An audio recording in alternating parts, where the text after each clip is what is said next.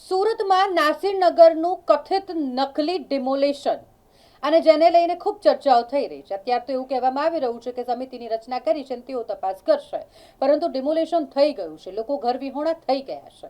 આ કથિત નકલી ડિમોલેશન મામલે જ્યારે ભારતીય જનતા પાર્ટીની પત્રકાર પરિષદમાં ભારતીય જનતા પાર્ટીના નેતાઓને સવાલ કરવામાં આવ્યા તો તેઓ જવાબ ન આપી શક્યા. તેમણે ગોળ ગોળ વાતો કરી અને પછી ચાલતી પકડી.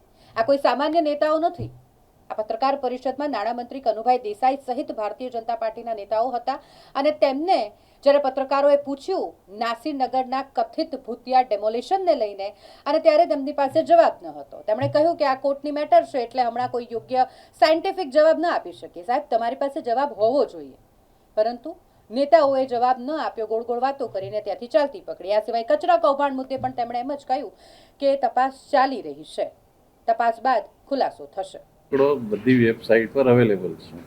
હવે 80 કરોડ નહીં ને 25 કરોડ. 25 કરોડ તો બહાર આવ્યું, પણ મૂળ તો 80 કરોડમાંથી 25 બાદ થઈ ગયા ને. 80 કરોડને તો મફત અનાજ આપીએ છીએ આપણે.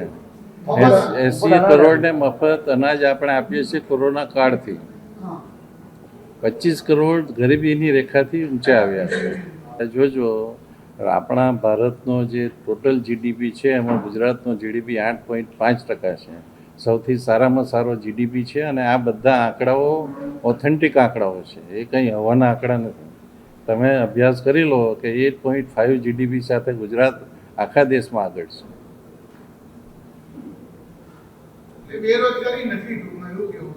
ગુજરાતમાં સૌથી ઓછી 1% જેટલી બેરોજગારી છે. આખા દેશમાં સૌથી ઓછામાં ઓછી જો બેકારી હોય, બેરોજગાર હોય તો તે ગુજરાતમાં છે, સૌથી ઓછા.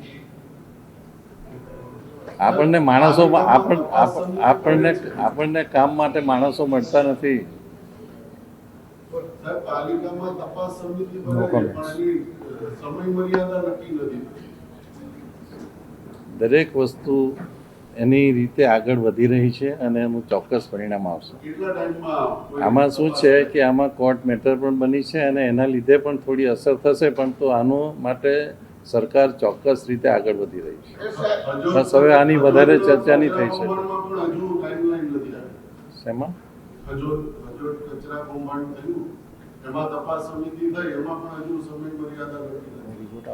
એ તો રિપોર્ટ આવી જશે, જેમાં કોઈને આમાં છોડવાનો સવાલ આવતો જ નથી, પરંતુ એની જે સાયન્ટિફિક તપાસ થાય, દરેકે દરેક પાસાનો અભ્યાસ થાય અને ત્યાર પછી નિર્ણય લેવામાં આવે તો એનું અમલીકરણ જલ્દી થાય છે.